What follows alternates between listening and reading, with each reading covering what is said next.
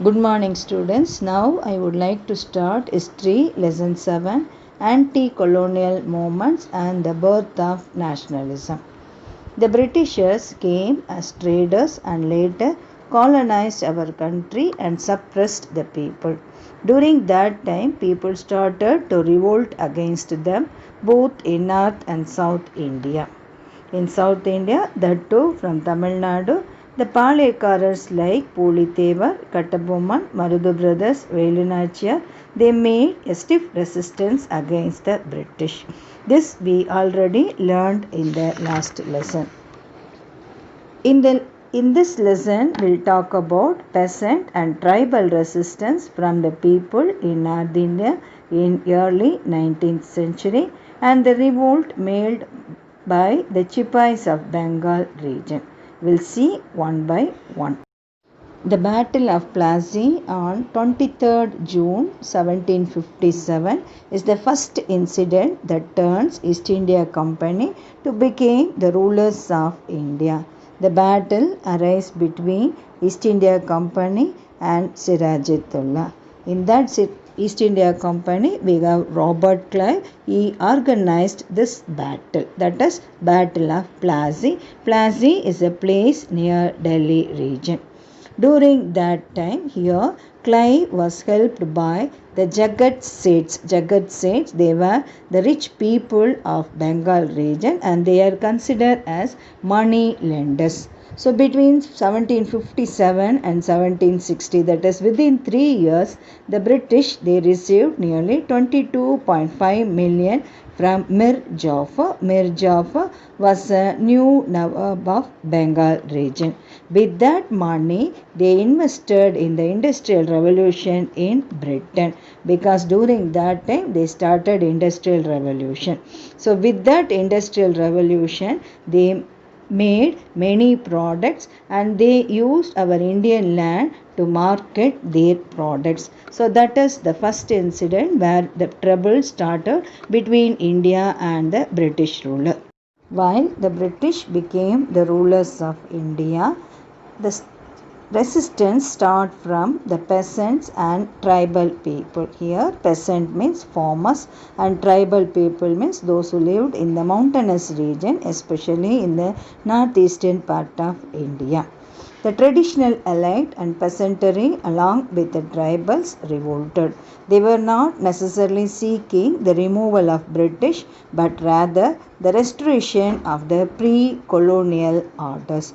That is the traditional people, that is traditional farmers, farmers and tribal people, they revolted against the British not to remove the British but to show their pre-colonial order. And this has started due to because the British East India Company, they restructured the Mughal revenue system. So revenue means the tax collection. So it increased the financial burden on the peasants. That is the first problem. Then subletting of land, that is the practice of letting out and subletting of land complicated the agrarian relations. So letting and subletting, that is dividing agriculture land, created lot of troubles for the agrarian people, that is for the farmers. And these two incidents raised in the mind of the people to show their resistance against the British. So they can be classified into following categories. The first one is restorative rebellions. Agitation of this type of relates to the attempts to restore older order and older social relation. That is, the first group of people were called as restorative rebellions. That is, they agitate, that is, to restore the older order and older social relation. That is one group of people. And second one is religious movement.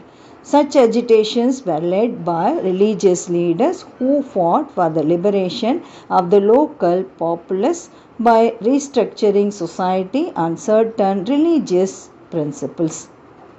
That is, this people, that is second group of people, they depend on religion, and not only that alone, they want to restructure the society based on religious principle. That is first one, restorative rebellion. Second one, religious movements. The third category of people is social banditry. Social banditry. That is, these movements, they were considered as criminals by the British. But the traditional elite were looked upon by their people as heroes or champions of their cause. That is, the Indian people, they consider that leaders as traditional heroes who fight against the British. But on the side of British, they consider themselves as criminals. That is the meaning of social banditry. That is the third category of people. And the fourth one is mass insurrection. That is mass insurrection. That is usually leaderless and spontaneous uprising. That is without any leaders, mass of people, that among the people, they rose against the British. So these are the four categories of the people. They started resistance against the British from the peasantries. The first peasant uprising was started from the Bengal region. The first one is Farasi movement. That is, Farasi movement was launched by Haji Shirayat Ullah in 1880. Haji Shirayat Ullah. After the death of Shirayatullah, the rebellion was led by his son Dudu Mian in 1839. Dudu Mian. So, Dudu Mian, he called upon the peasants not to pay tax. He gained popularity on a simple doctrine that land and all wealth should be equally enjoyed by the common folk. That is, according to Dudu Mian, he insisted peasants not to pay taxes because land is a free gift of nature, so everyone can enjoy with that natural land. In that way, he insisted the people. Not only for the payment of tax, Dudu Mian, he laid emphasis on the egalitarian nature of religion and declared that land belongs to God, and collecting rent or levying taxes on it was therefore against divine law. So he made the theory that land belongs to God, so no need to pay taxes. If anyone is levying taxes, is considered as against divine law. So in this way, he led this Farasi movement. The second peasant uprising started in the Baraset region of Bengal. That is Wahhabi rebellion in Baraset. Actually, this Wahhabi rebellion was originated in 1827 by an Islamic preacher, Titu Mir. This Titu Mir was deeply influenced by Wahhabi's teaching. Wahhabi is considered as a Muslim leader in the Bengal region. So he started a rebellion against the British. That is Wahhabi rebellion. So far we talked about peasant uprising. Under that, the peasants of Bengal region, they started their revolt against the British. First one is Farasi movement, that is not payment of taxes to the British, and this Wahhabi people, and they also protested against the British. These two considered as the peasant uprising of Bengal region. The second one is about tribal uprising, that is the tribal people, those who lived in the mountainous region were considered as tribal people.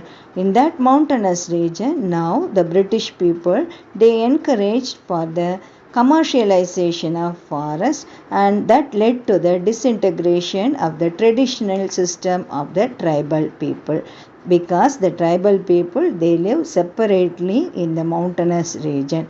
But here the British, they enter into this area and they encourage non-tribal people, that is moneylenders, traders, land grabbers and contractors, to convert that mountainous region into a commercial area, and this created a lot of trouble to the Adivasi people. Adivasi people means those who live in the mountainous region, tribal people. And not only that alone, there is a displacement for their traditional inhabitants, so they want to leave their areas. So this created problem among the tribal peoples. So, among the tribal people, they also started, that is, the tribal resistance was therefore a response against those who either introduced changes in the peaceful tribal life or took undue advantage of the innocence of the tribal people. That is, non-tribal people, they enter into the tribal area and they created lot of troubles to the tribal people, so they started to revolt against the British. And that first one is a coal revolt, that is coal uprising of 1831 to 32, that took place in the Chota Nagpur and Singhbhum region of present day Jharkhand and Odisha states. Jharkhand and Odisha, there we can see Chota Nagpur Plateau region and Singhbhum, under the leadership of Bindari and Singh Rai. Bindrai and Singh Rai, they are the two coal leaders. The Raja of Chota Nagpur had leased out the money lenders the job of revenue collection. That is, Chota Nagpur king, he leased out his own area to the money lenders to collect revenue from the people. So this created lot of troubles for the tribal people, and that affected the resentments of the coal region. Coal means it is a tribal people, group of tribal people, that it created lot of troubles for them. When the problem arises between the tribal people and non-tribal people, that is the money lenders, the initial protest was made by the coals in the form of plundering, arson and attacks on the properties of outsiders. So started to attack the non-tribal peoples of this area, and not only that alone, the tribal people, they started to kill the money lenders and merchants. Then during that time, the British suppressed the rebellion with great violence. So here we talked about coal revolt under the leadership of Bindrai and Singh Rai. They started a revolt against the non-tribal people in 1831 to 32 in the Chota Nagpur region, and here they killed many money lenders and merchants. That is about coal revolt. The second tribal uprising from the Shantal Hills. Shantals were the people in the northeastern part of India. So they lived in and around our Nagaland, Assam, Tripura, that region. And here the Britishers, they started to clear the forest areas, and they kept the zamindari system there, and they considered that as a permanent settlement, and they cleared the forest areas in and around Rajmahal Hills. And not only that alone, the local police and the European officers also, they oppressed this Shantal people, because the British started to construct railway lines in that. So that the Shantal peoples, they are unable to cultivate anything in that area, and they were trapped in a vicious circle of debit and exhaustion. They are unable to live, so they started to debit some money from the common people. And not only that alone, the Shantals were also neglected under the corrupt British administration. So here the Shantal peoples were affected by clearing the forest area as well as from the construction of railway lines. The affected Shantal Hoods, they started their activities against the British. In 1854, the activities of social banditry led by a person named Bir Singh was reported from different places. That is social banditry, that is the common people, they consider them as heroes, but the British, they consider as criminals. So they started this kind of banditry movements against the British. In 1855, two Shantal brothers, that is Sidhu and Kanu, they proclaimed that they received a divine message from God asking them to lead the rebellion. So they insisted the people they got a message from the God. By July 1855, the rebellion has taken the form of open insurrection against the Mahajans and the Zamindars and British officials. So Mahajans means the rulers, the Zamindars and the British. So they started a fight against them. That is the two brothers Sidhu and Kanu. The rebellions, they marched with bows, poisoned arrows, axes and swords, taking over the Raj Mahal and Bhagalpur by proclaiming that the company rule was about to end. So they used ordinary weapons as bow and arrows, but that arrows are poisoned one, axes and swords in and around the Raj Mahal and Bhagalpur districts of northeastern part of India. In 1855, the British government, to regulate the territories occupied by the Shantals, the British government introduced an act. So that act was formed the territory into a separate division called Shantal Pragna division. Shantal Pragna division. So the British, they made a separate act for them and they protected the Shantal peoples. So that is about the Shantal holds under the tribal uprising. The third tribal uprising is known as Munda Rebellion. Munda Rebellion, it was started from the place of Ranchi. Ranchi is a place in Jharkhand state. This Munda Rebellion is also called as Ulu Gulan Rebellion. Ulu Gulan Rebellion.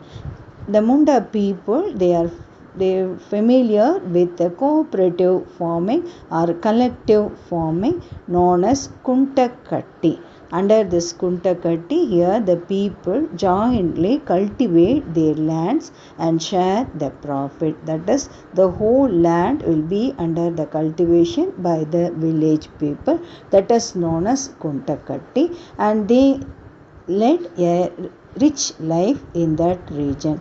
But due to this British interferences, here the British introduced a private ownership of land, and that intrusion of merchants and money lenders affected this Kuntakatti cultivation. That disturbs the Ranchi people, got disturbance from the merchants and money lenders with the influences of the British. So they started a rebellion against the British, that is called Munda Rebellion or otherwise Ulugulan Rebellion. Under this Munda Rebellion, we have Birsa Munda. He declared himself as a messenger of God. Birsa, he claimed that he had a prophecy and promised supernatural solution to the problem of Munda people and the establishment of Birsait Raj. That is, he insisted the people that he got a prophecy from God and he made a supernatural solution to our problem and he established a separate land for the Munda people, that is called Birsait Raj. So here a series of night meetings were held and a revolt was planned, and the Christmas day of 1889 they restored to violence. Buildings were burnt down and arrows were shot at Christian missionaries and Munda Christian converts. Here the Munda people under our Birsa Munda started a revolt on the day of Christmas in 1889 and they made violence and they burnt many buildings and they used their arrow and they killed Christian missionaries as well as Munda people, same people who convert themselves into Christianity. So they were killed by this Birsa Munda. So that is the first incident. The Munda people, they started a violence in 1889 on the Christmas day, and they killed many people and they fired buildings, and not only that alone, they attacked police station and government officials, and this was continued for nearly few months. And finally, the resistance was crushed, and Birsa Munda was arrested in February 1900, who later died in jail. So the British, they arrested Birsa Munda and they put in jail, and he died in 1900.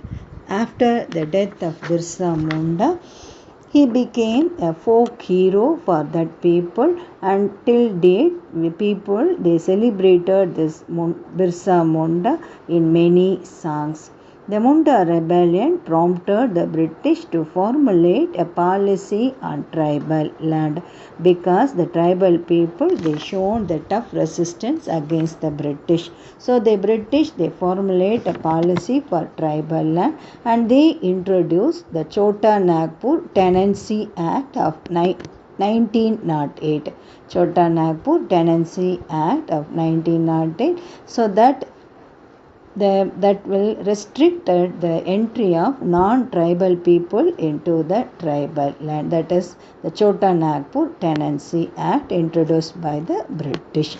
So in today's class, we talked about the peasant uprising and tribal uprising against the British. And then the peasant uprising, we talked about Farazi movement and Wahhabi rebellion.